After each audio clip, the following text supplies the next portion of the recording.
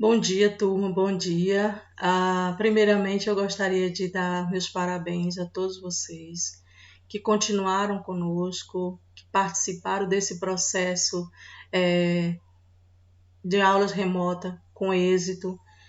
Todos até aqui têm se colocado como aluno, mesmo com todas as dificuldades, têm feito as suas atividades, têm contribuído para a formação e o processo educacional que foi totalmente mudado por conta da pandemia. A você que chegou até aqui, o meu muito obrigado e os meus parabéns a todos e a todas. Que vocês possam ter êxito passando para outra série, com certeza, para outro ano, com alegria. E obrigado por continuarem sendo os alunos que vocês são. Meninos e meninas boas, prestativos. Eu posso dizer com alegria que muitos de vocês contribuíram para o meu aprendizado como profissional, como pessoa e principalmente como ser humano. Meu muito obrigado e meus parabéns novamente por continuarem, por não desistirem, por não se desestimularem, por não permitir que todas as dificuldades pelas quais todos nós passamos e ainda estamos passando, tirasse de você a oportunidade de aprender. Eu creio que mesmo com todas essas dificuldades, nós fomos vencedores, chegamos até aqui. Aprendemos muitas coisas, aprendemos principalmente a como aprender de maneira remota. E eu creio que muitos de vocês tiveram êxito, se não todos, mas muitos de vocês tiveram êxito nesse ano na questão do aprendizado. Do aprendizado sistemático que é oferecido pela escola e no aprendizado para a vida. Isso é muito importante também. Também dizer que em meio a todas essas dificuldades, que cada um e cada uma de vocês possam tirar disso coisas boas. Principalmente uma coisa que eu acho que tem sido boa, estar com quem ama a gente, estar com quem cuida da gente, que é a nossa família. Então, a você, meus parabéns e o meu muito obrigada por continuarem alunos de verdade, mesmo que de maneira distanciada, mesmo que de maneira remota. Então, vamos começar a nossa aula. Nós hoje iremos fazer uma revisão do nosso conteúdo, do conteúdo que será proposto para a 8ª avaliação, e por isso a gente vai fazer vamos dizer, pincelar alguns itens, alguns temas e subtítulos, ok? E um dos primeiros são as revoltas no século XVIII. Compreender por que essas revoltas aconteceram, qual foi o contexto dessas revoltas. É importante compreender que essas revoltas elas aconteceram porque, naquele momento, Portugal, que era o nosso país colonizador, ele passava por uma crise econômica muito grande. E se a metrópole sofre uma crise econômica, a sua colônia também vai sentir isso. E daí, por conta desses conflitos, dessas dificuldades que aconteceram em Portugal, o Brasil, que era sua colônia, começou também a se rebelar, a se revoltar contra a administração de Portugal. E vamos entender qual foi o contexto dessa crise que aconteceu lá em Portugal. Portugal perdeu quase 400 embarcações de sua frota e os prejuízos com o comércio do açúcar foram grandes. Isso fez com que o governo português começasse a cobrar impostos cada vez mais altos dos colonos brasileiros. Ou seja, Portugal sofria economicamente por conta desses fatores que acabei de ler, e aí esse sofrimento econômico, essas dificuldades econômicas que Portugal passou a ter, ele respingou no Brasil. De que forma? O governo português passou a cobrar altos impostos num valor exorbitante. E aí surgem aí os conflitos. E quais foram os principais conflitos? Guerra dos Emboabas, Guerra dos Mascate e a revolta de Filipe dos Santos. Essas foram revoltas principalmente que buscavam direitos e que não aceitaram a imposição de impostos tão caros, tão altos sobre aquilo que eles estavam fazendo economicamente para viver ou para sobreviver naquele momento. A revolta dos Emboabas, o conflito conhecido como a Guerra dos Emboabas. Esse conflito foi travado na região do atual estado de Minas Gerais entre 1707 e 1709, ou seja, tiveram aí 2 anos de conflito. Os bandeirantes paulistas que haviam descoberto as minas de ouro na região consideravam-se no direito de explorá-las com exclusividade, ou seja, eles descobriram e achavam que podia explorar sem dever vamos dizer assim, sem dar responsabilidades a outro grupo. Porém, o governo português não considerou isso. Você descobriu as minas, mas onde estão as minas? No meu território, na minha colônia. Então, você deve responsabilidades a mim. Você vai ter que pagar os mesmos tributos, vai ser que você pode até explorar, mas do meu jeito, do jeito do governo português. Inconformados com a negação da coroa, os paulistas decidiram combater os emboabas, nome dado aos mineradores portugueses e aos nordestinos que emigraram para a região, mas acabaram sendo derrotados. Com a derrota, os paulistas decidiram fazer novas bandeiras de prospecção. Em 1718, descobriram ouro no atual estado de Mato Grosso, perto de Cuiabá, e em 1725 em uma região localizada no atual estado de Goiás.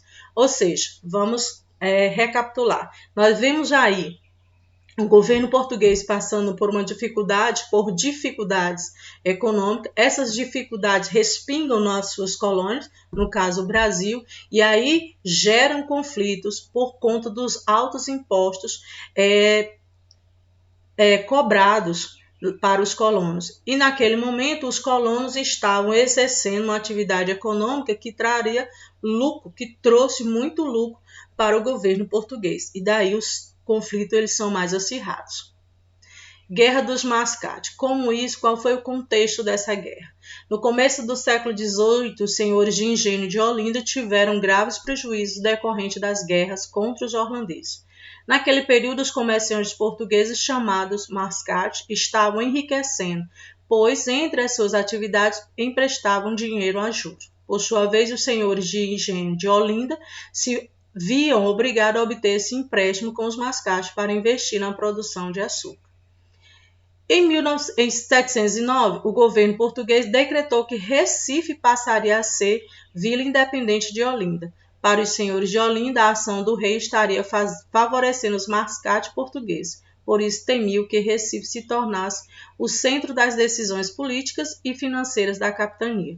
Ou seja, esse conflito, além de estar envolvido ter como fator os altos impostos, também tinha como fator a transferência de um lugar para outro, a administração, pois a partir daquele momento, aquela que receberia a administração, consequentemente receberia mais atenção da coroa, e isso desagradou esses grupos envolvidos na Guerra dos Mascates. A revolta de Filipe dos Santos. A revolta de Filipe dos Santos. Aí às vezes a gente pergunta, mas foi só uma pessoa? Não foi só uma pessoa, mas essa pessoa liderou um grupo bem maior. E eles entraram em conflito, por quê? Por conta justamente dos altos impostos que eram cobrados sobre a mineração naquela época, naquele momento. E fazia com essa revolta, especificamente, elas tinham as suas exigências dentro daquele sistema como acontecia a mineração naquela época. Eles pediam que baixassem os impostos sobre os alimentos, o fim das casas de fundição. Eles lutaram por essas exigências. Porém, a luta aconteceu, o conflito foi extremamente violento e foi reprimido também com violência, mas infelizmente não tiveram êxito, ok? Então vamos lá, avançando. A expansão do território brasileiro. E aí a gente já sabe que essa expansão se deu justamente por conta das bandeiras. Bandeirantes paulistas, eles adentravam o interior do Brasil e aí tinham também vamos dizer, a ajuda dos monçoneiros e dos tropeiros, que eram mercadores por onde eles passavam, abriu o caminho, onde eles descansavam, foram a partir daqueles agrupamentos para descanso, que surge aí as primeiras vilas, as primeiras e posteriormente as primeiras cidades. E aí o território brasileiro vai sendo desbravado por esses grupos e sendo conhecido, e posteriormente se formando as vilas e posteriormente as cidades. Ok, turma? Então, vamos avançando. Os tratados que foram tratados que delimitavam fronteiras. Tinha que ter esses tratados até para haver um controle da colônia sobre esse território que estava sendo delimitado, que estava sendo conhecido, desbravado, essa é a palavra. Então, nós tivemos aí o Tratado de Madrid, Tratado de Santo Ildefonso, que era um tratado que delimitava essas fronteiras, e, por último, o Tratado de Badajoz, fazer a região dos 7 povos das missões, foi definitivamente incorporada ao domínio português. A colônia muda sua capital, ou seja, antes a colônia tinha como capital Salvador e posteriormente passou a ser o Rio de Janeiro. E por que isso aconteceu? Com a mudança da capital, ficava melhor para controlar a produção, o transporte e a cobrança dos impostos sobre o ouro brasileiro. E também uma maneira de haver uma integração entre as áreas que eram de difícil acesso. Então, essa mudança da capital ocorreu por conta desses fatores, onde ele ia ter um controle melhor da produção, do transporte e da cobrança de impostos, e integrar as outras regiões que estavam, por assim dizer, por distante. E qual foi a economia, a base econômica daquele século? Não só a mineração, porque naquele momento a mineração estava no seu auge, mas também tiveram outras atividades econômicas que fizeram com que aquele período tivesse um bom desenvolvimento economicamente falando. E quais foram essas outras áreas, ou quais foram essas outras atividades? A extração de cana-de-açúcar, pecuária, droga do sertão. Então, todas essas atividades econômicas, somadas à mineração, possibilitaram um grande desenvolvimento no século XVIII na colônia brasileira. Então, vamos avançar. E aqui nós vamos conhecer o nosso novo, por assim dizer, nosso novo tema para estudo. Capitalismo.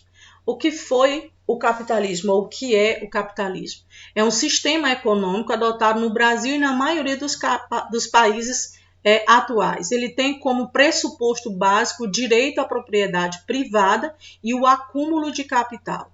No sistema capitalista, as atividades de mais importância são o comércio e a indústria, onde há os empresários e aqueles que trabalham para os empresários. Nesse sistema econômico, funciona dessa forma o direito à propriedade privada e o acúmulo de riqueza, o acúmulo de capital. Ou seja, no capitalismo há uma minoria cada vez mais rica e uma maioria cada vez mais pobre. Então, esse sistema ele vai se desenvolvendo dentro desses padrões, desses pressupostos dito nesse texto. Ok, turma?